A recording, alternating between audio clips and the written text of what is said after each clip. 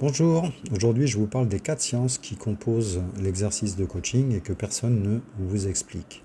Le coaching n'est pas une pratique sans assise réelle, d'accord? C'est une discipline construite à la croisée des 4 sciences majeures que sont la philosophie, la psychologie, la sociologie et les sciences du sport et de la performance. 4 sciences, des siècles de recherche et une seule finalité, vous permettre d'avancer. Dans cette vidéo, je vais vous les présenter une par une pour que vous compreniez précisément sur quoi elles reposent dans la pratique du coaching.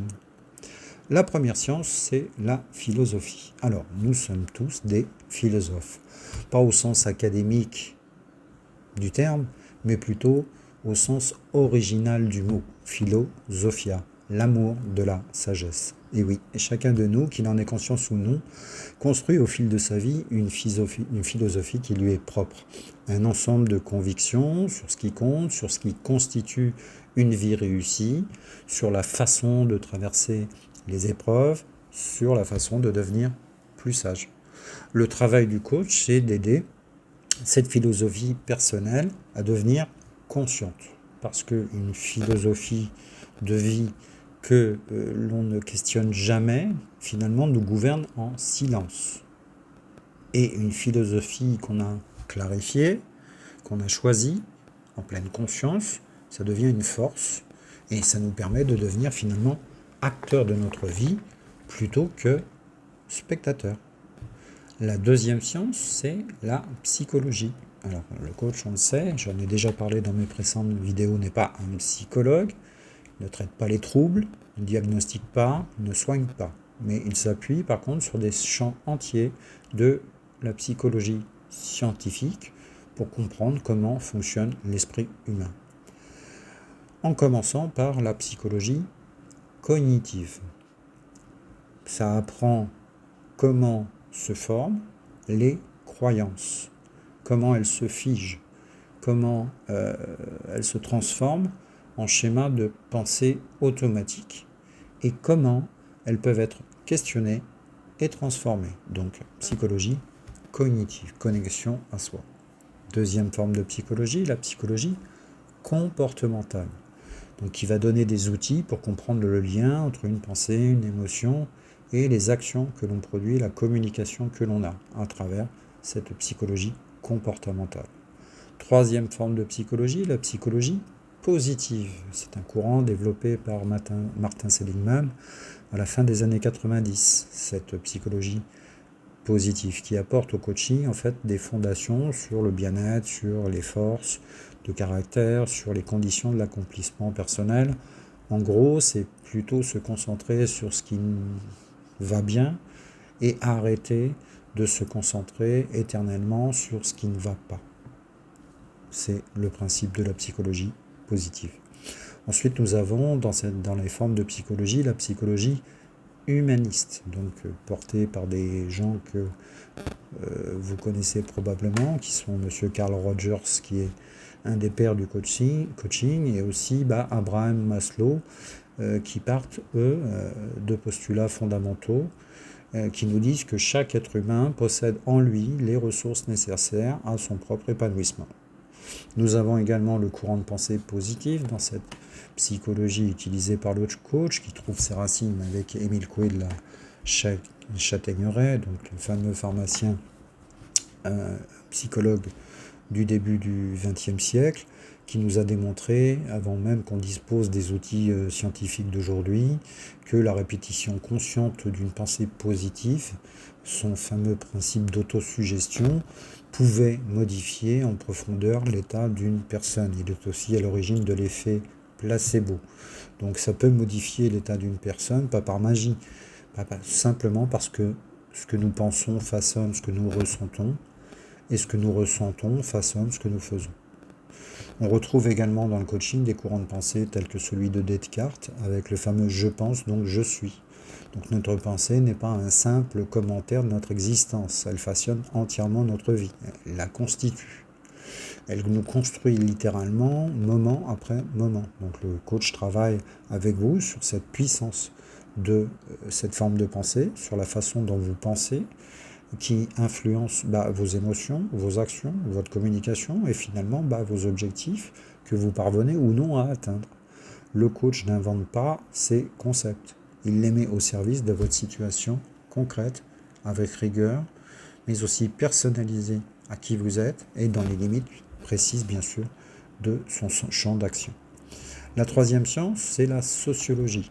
Donc il y a quelque chose dans la sociologie que le coaching met vraiment à nu, c'est le rapport aux autres et plus largement le rapport que l'on a à la société, ce système de comparaison aux autres, comparaison à la société, parce que depuis l'enfance, on nous a posé sur une espèce de piste de course dans un stade olympique où on va vous montrer une ligne d'arrivée qui serait là-bas le bonheur. Donc il faut courir après ça, se préparer pour la course. Alors c'est pas une ligne que vous avez choisie, c'est une ligne qu'on a dessinée finalement pour vous, avant même que vous sachiez même courir. Vous voyez. Donc le métier qu'il faut viser, l'âge auquel il faut avoir réussi, le corps qu'il faut avoir, la famille qu'il faut fonder, la maison, la voiture, le statut, tout un décor qu'on appelle une vie réussie, sans jamais vous demander si c'est vraiment la vôtre. Donc la société, les spectateurs du stade olympique, notre entourage lui-même nous demande sans relâche d'être quelqu'un de précis, de parfait. Il faut être l'homme parfait, la femme parfaite, avoir les enfants parfaits, le boulot parfait, être le gendre ou la bru parfaite, idéale, avoir la voiture parfaite, la maison parfaite. Donc vous allez courir à côté de vos voisins, de vos collègues, de parfaits inconnus aussi. Vous allez comparer évidemment votre vitesse de course à la leur, votre avancée à la leur, votre place par rapport aux autres, sans jamais vous demander finalement si la course elle-même vous appartient. Donc c'est un concours permanent, silencieux, que presque personne ne remet en question finalement, parce que tout le monde finalement y participe, et que participer semble être la condition pour exister aux yeux des autres et obtenir la médaille du bonheur qui nous attend là-bas un petit peu plus loin. Parce que aussi ne pas y participer, ça donne paradoxalement l'impression de ne pas exister dans cette société et notre rapport que nous avons aux autres. Donc le travail du coach, ça va être quand même de vous arrêter sur la piste et de vous demander si cette course est vraiment la vôtre. La quatrième science aujourd'hui, dont je veux parler, la dernière, c'est les sciences du sport et de la performance. Parce que évidemment, c'est historiquement l'une des racines les plus directes, on va dire, du coaching moderne. Le mot coach, aujourd'hui, il vient du monde sportif, même si étymologiquement, ça ne l'est pas.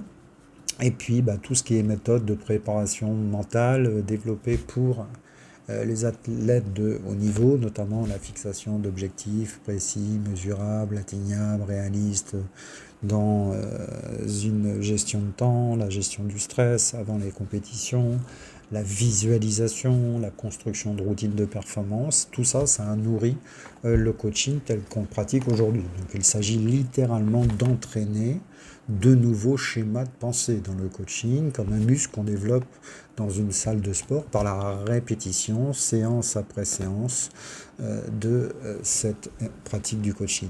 Le sport, c'est aussi une question d'énergie. Et le coach veille évidemment à ce que toute l'énergie de son client soit déployée au bon endroit, d'accord, avec aussi des périodes de repos qui s'appellent dans le coaching le lâcher-prise. Donc ce que le sport a appris sur la performance humaine, le coaching le transpose à votre carrière, à vos études et à votre vie entière, à votre vie personnelle, à votre vie professionnelle, pour faire de vous un champion du monde de vous-même.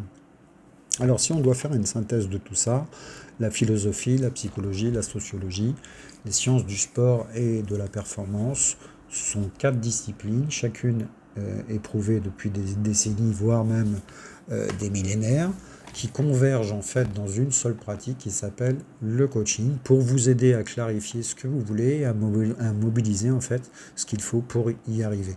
Alors c'est une discipline exigeante qui demande évidemment au coach une formation rigoureuse, une vraie culture scientifique de tout ce que l'on vient d'aborder et une éthique sans faille.